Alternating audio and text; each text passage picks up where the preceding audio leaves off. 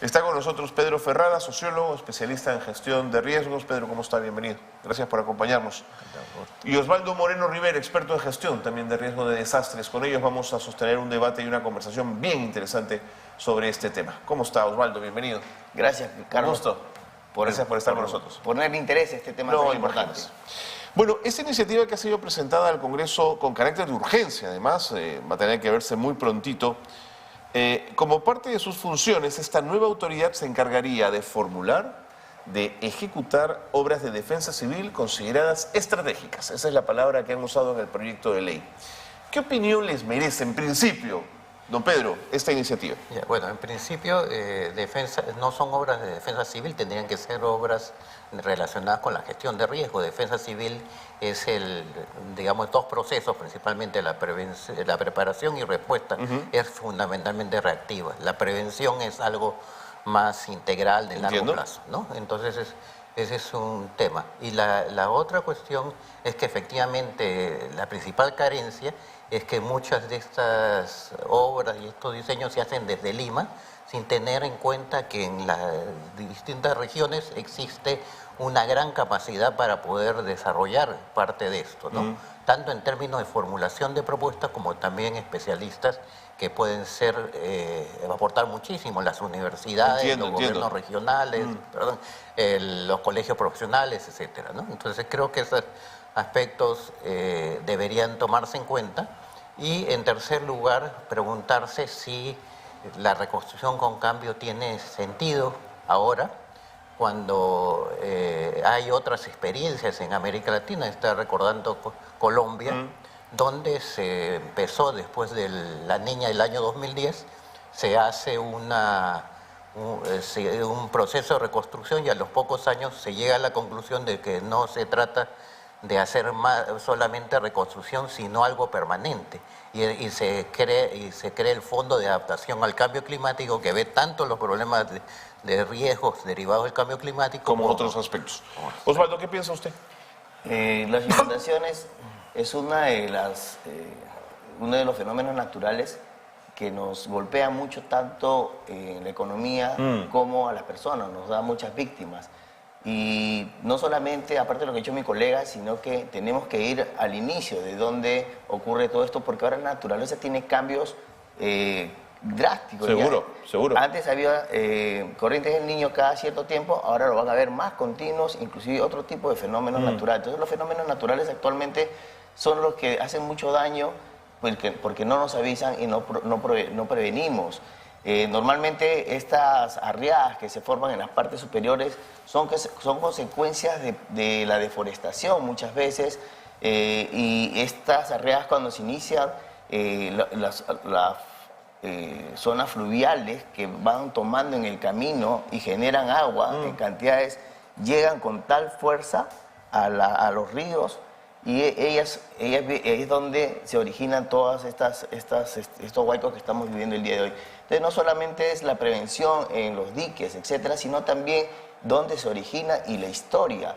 La historia nos tiene que decir qué pasó, si pasaba el río antes por ahí.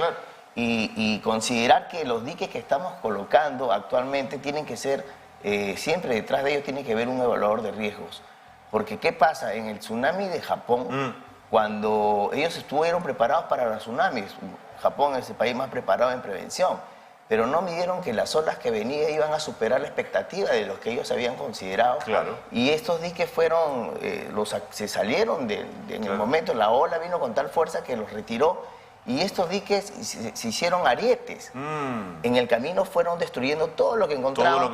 Y les recordamos que cada metro cúbico de agua es una tonelada en fuerza, y todo lo que encuentra en el camino lo va rompiendo. Un metro cúbico es una tonelada en fuerza. Una tonelada. Claro, es destructora, pues. Entonces, más los arietes que han sido formados por estos diques, y más las arriadas que vienen con tal fuerza trayendo todo en su camino, obviamente que la destrucción va a ser inminente, ¿no? Ahora, pero en principio esta institución nueva absorbería a la aún vigente Autoridad para la Reconstrucción con cambios. ¿Les hace sentido que se absorba esa institución, que finalmente desaparezca la autoridad y vayamos a una institución de este tipo, o estamos creando más burocracia, Pedro? Yo creo que debe existir una institucionalidad permanente, pero uno de los aspectos clave de la gestión de riesgo es que ésta debe incorporarse en los procesos de gestión del desarrollo. Y por lo tanto no tiene que existir separadamente una institucionalidad de gestión de riesgo, sino cómo incorporamos en los planes de desarrollo la gestión de riesgo mismo. Correcto. Y ese es uno de las principales debilidades. Estaba recordando que en el 2012 se hace el primer plan sectorial de gestión de riesgo y adaptación al cambio climático en el sector agricultura, en el Ministerio de Agricultura. El 2021 se venció el plazo de ejecución del plan, no hay ninguna evaluación y no se ha vuelto a hacer un nuevo plan, ¿no? Toca revisar después de esos años qué hicimos bien, cómo, ¿no? ¿Qué viene después de esto además? Sí. Entonces, lo que reproducimos es una serie de instituciones que en realidad deberían estar vinculadas a los sectores y aportar desde su especialidad hacia los sectores y sobre todo a los gobiernos regionales y locales, ¿no? Osvaldo, ¿a ti te parece que se absorba la autoridad para la reconstrucción con cambios? No, porque ya existe la SINAGER, el Sistema Nacional de Gestión de Riesgos de Desastres, y son personas muy preparadas, muy capacitadas. Lo que pasa es que no le dan las herramientas. Y al no tener las herramientas y las facilidades por la burocracia, ellos no se pueden desarrollar. Porque sí se viene trabajando con algunas municipalidades, lo que es prospectiva, y en su principio la prospectiva es un trabajo de campo, aparte de la teoría. Y siempre estamos capacitando a las personas. Y cuando terminan su periodo, esas personas que fueron capacitadas, inclusive los propios EDAN que se han formado, toda esa experiencia se fue. Se pierde. Y los que están desarrollando esta ley no tienen el mínimo conocimiento de lo que realmente es gestión de riesgos de desastres. O sea, yo creo que debemos dejar a los que conocen realmente el tema, quizás mover algunas piezas que no han sido eficientes en el camino, que han dejado que todo esto suceda, porque obviamente nos vienen diciendo lo que va a suceder hace mucho tiempo, y hacer unas correcciones, pero yo creo que no debemos seguir cambiando porque a más cambio, más trampa en las leyes, ¿no? Y cuando tú creas una entidad, es más corrupción. Totalmente. Entonces yo creo que debemos quedarnos con lo que tenemos, porque ha costado y fortalecer esa institucionalidad, justamente. Correcto. El CENEPRED, que es el encargado de la capacitación, de la correctiva y la prospectiva, y INDECI, que es la reactiva. Ellos tienen claro lo que tienen que hacer. Tenemos muy buenos profesionales, capaces, los conozco. ¿Y entonces presupuesto? Presupuesto y voluntad política. Voluntad política. Y también saber que no solamente es las autoridades, sino el vecino común, la junta vecinal, las ollas comunes, las asociaciones, tienen que saber cuál es su participación dentro de un desastre natural. Porque no van a llegar, nosotros no vamos a llegar de inmediato a la emergencia. La naturaleza no avisa muchas veces cuándo. De acuerdo. Y en un país con altísima vulnerabilidad como el nuestro, además, digamos, no hablamos solamente de lluvias y tormentas, ¿no es cierto? Sí, el riesgo lo vivimos todos los días. Todos los días. El peligro es inminente. Nosotros vivimos en el cinturón de fuego del Pacífico. Sí, señor. Yo siempre pienso en el tema de los terremotos. Y recordemos el terremoto de Valdivia, en 1960, en mayo, donde fue de 9.5, destructor totalmente. Y no solamente eso, también creó las olas de 25 metros donde el tsunami sorprendió a la población después del terremoto. De acuerdo. Y duró 10 minutos. Ahora, yo pensaba mientras los escuchaba, quizás a quien hay que fortalecer es al gobierno local y al gobierno regional, con las instituciones ya existentes. Correcto. Que doten a los cuadros que van llegando todo el tiempo de una capacitación permanente, de presupuesto, por supuesto, y ver y minimizar el sentido de la corrupción. Pedro, ¿qué le parece lo que le digo? Sí, totalmente de acuerdo. Yo partiría, justamente tomaría el caso mencionado de Japón.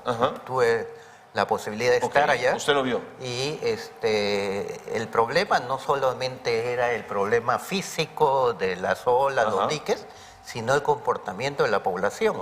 La población estaba digamos, aparentemente en condiciones de seguridad, habían hecho un nivel de accesos, escaleras para que la gente suba y huya del tsunami, pero se olvidaron de las personas, los ancianos y las personas en situación de discapacidad, y la mayor cantidad de víctimas fue eso, ¿no? Tremendo. Entonces, el tema de la gestión de riesgo no es una gestión de riesgo que tenga que ver solamente la dimensión física, sino la dimensión humana. Que es la más compleja probablemente, sí. ¿no? Pero también es la que tiene menos rédito político a la larga, porque eso no se ve, no se nota, ¿no es cierto? Sí, y es ahí donde el vínculo con el nivel local es fundamental. Es fundamental, ¿no? porque ahí va a ocurrir la desgracia, ¿no es cierto? Claro, ahí está el tema de la cultura, cómo estamos preparados. Decía Julio Curoigua en una de sus exposiciones que nos dio, que nos deja mucha enseñanza a él, los niños en un colegio el día del tsunami, del terremoto del 2011 en Japón, los de secundaria estaban a cargo de un niño de primaria. Claro. Entonces, apenas identificaron el sismo, sabían ellos que se venía el tsunami. Y estos niños corrieron a su responsabilidad, que era un niño de primaria. Y como ya sabían la ruta de evacuación, después que asumieron su responsabilidad, tomaron su niño de primaria y se fueron. Como Todo estaba preparado y claramente establecido semanas o meses antes. Correcto, fue lo que menciona mi colega, ¿no? Sí, pero volviendo, el caso de la alerta frente a los sismos, me hace recordar algunos intentos que se hicieron desde la Municipalidad de Lima, metropolitana, y desde el INDECI para instalar el sistema de alerta frente a sismos. Es decir, ocurrido un sismo, nosotros no sentimos, porque el sismo está en la profundidad, entonces hay un espacio de tiempo que puede ser de 20 segundos a 1 minuto. Que además si es en mar, el tiempo es mayor porque está más lejos del epicentro, ¿no? Sí, entonces suena una alarma por el teléfono celular y evacúa. Entonces una de las cosas que hacíamos en un momento, ¿qué pasaría en el Perú y en Lima si suena la alarma? Con el tipo de alarmismo que hay, la gente saltaría en pánico, ¿no? Entonces hay que preparar a la población, no hay que insistir en que los sismos son necesariamente letales en su... O sea, va a depender de cómo nos comportemos para medir su letalidad también, ¿no es cierto? Y afirmar que es posible sobreponerse o por lo menos ir a una zona segura y protegerse de un sismo. Entonces el mensaje debe ser un mensaje más positivo y más dirigido a la población, porque ese es el otro tema crítico. Nosotros ahora estamos viendo que la población se le ha informado que va a recibir ayuda, pero no ese es el tema. No ese es el tema. Tema es la población debe estar organizada para poder responder a la situación de emergencia. En las primeras 48, 72 horas no llega la ayuda en la mayor parte de los sitios. Hay zonas de Piura que ya tienen casi un mes y que no están siendo atendidas. Están abandonadas. Claro. Osvaldo, ¿por qué una institución como esta, llamada la Autoridad Nacional de Infraestructura, garantizaría un mejor manejo de la gestión de desastres? Que es un poco la lógica del gobierno para hacer este cambio. ¿Te parece que sí se generaría con esa institución, se garantizaría una mejor gestión o no necesariamente? Insisto, no necesariamente. La experiencia en el campo, conversábamos hace un momento, cuando han venido estos huaicos, se han llevado infraestructuras nuevas que no han soportado a los huaicos, porque no tenemos suficientes EVAR en el Perú, ni siquiera EDAN, que son los evaluadores de daño de análisis de necesidades. La otra vez escuché a la ministra decir, estoy esperando que los alcaldes me envíen el informe EDAN, pero si no tenemos EDAN, ¿qué estaba esperando la ministra? La ministra no sabía de que no existen tantos EDAN a nivel Cuéntenos nacional. qué cosas es un EDAN para quienes no lo conocen. EDAN es apenas ocurría la emergencia, ellos levantan información inmediata, rápida, y esa información de cuántas familias han sido damnificadas, cuántos muertos, casas... Eso pasa al gobierno central. Eso hace una evaluación rápida y por medio de un SIMPAC, que es un código que tenemos cada edad, y lo ingresamos esa información va a Defensa Civil Nacional. Correcto. Para la respuesta inmediata. Para saber qué tienen que enviar lo entiendo. al lugar, y eso no lo tenemos.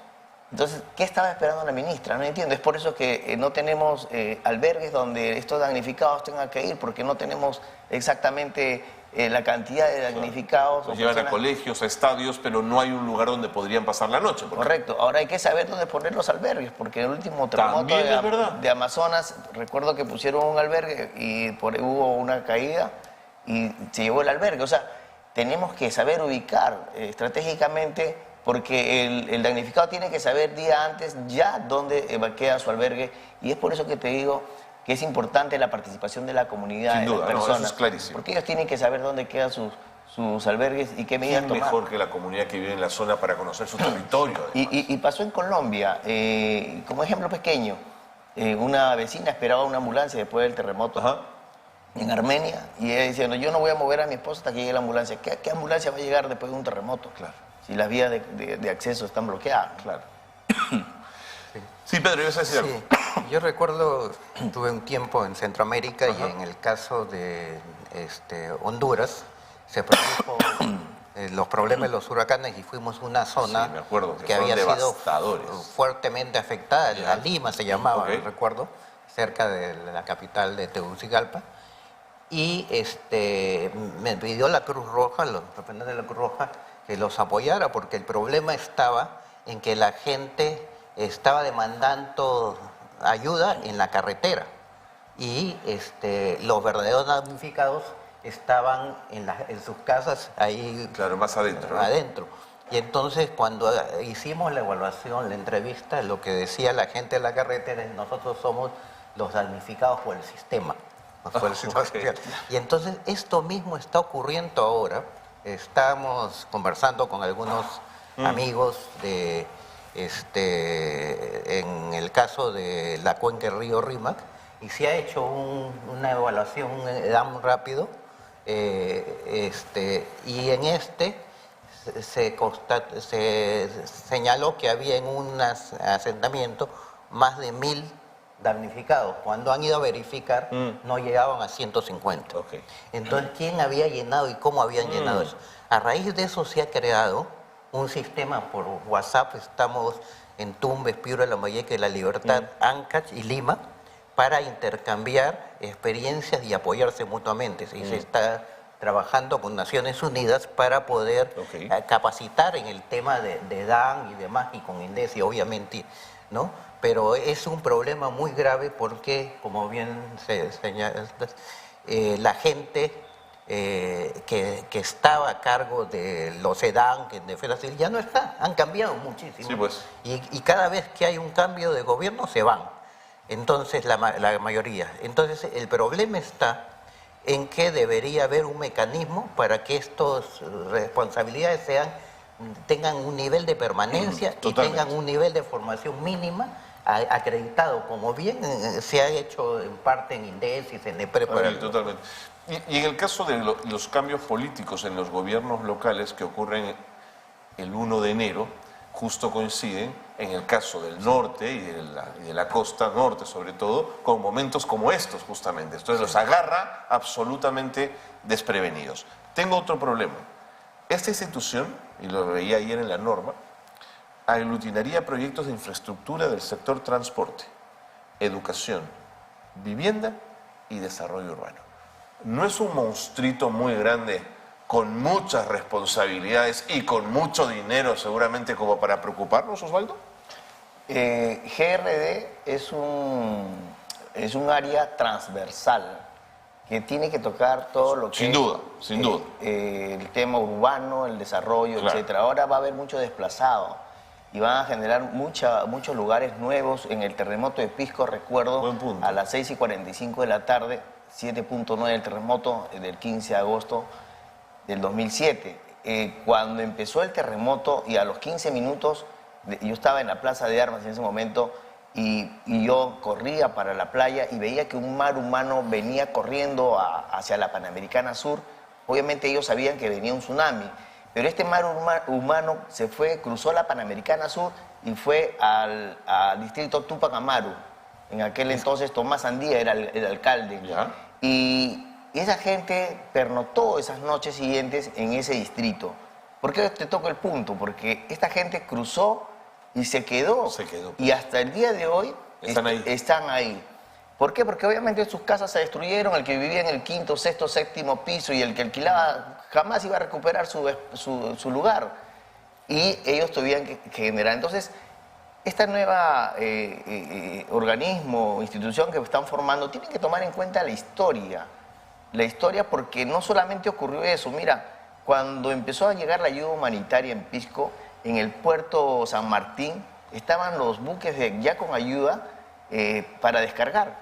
pero la ruta de evacuación o las rutas de ingreso estaban, los barcos los de pesca habían bloqueado la carretera y la carretera estaba accidentada.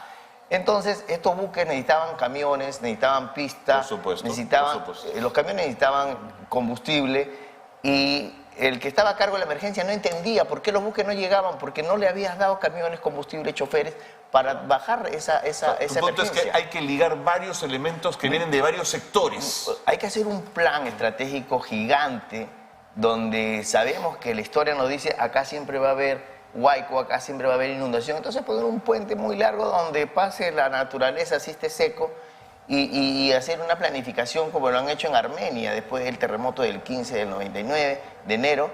Y ahora es la segunda ciudad más importante de Colombia. Entonces, que nos sirva la experiencia de Valdivia, de Sumatra 2004, la investigación en lo que es gestión de riesgo de desastre, la historia, nos enseña mucho, nos deja mucho qué hacer, qué prevenir, qué no hacer. Y vamos a convivir últimamente con todo esto. No, vamos a estar en medio de esto. Pedro. Sí, totalmente de acuerdo.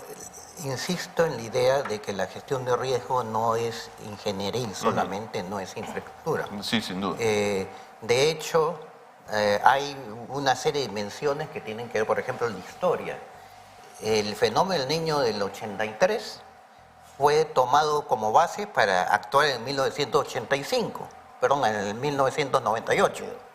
¿Qué ocurrió? En el 83 se había inundado el norte y se había ocurrido sequía en el sur. Me acuerdo. Viene el 98. Yo era chico, pero ese niño fue devastador. Sí. Viene el 98 y se prepara, porque hubo tiempo para prepararse, en todo el norte y se dejó de lado Ica.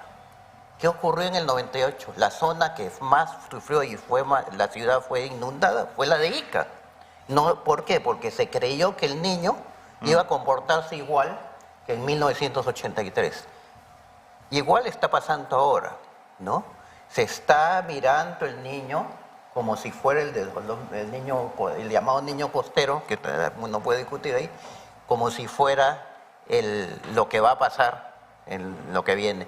No sabemos qué va a pasar en el sur chico, y lo que está también evidenciándose es que hay una continuidad en el proceso de sequía en el sur andino. Sin duda.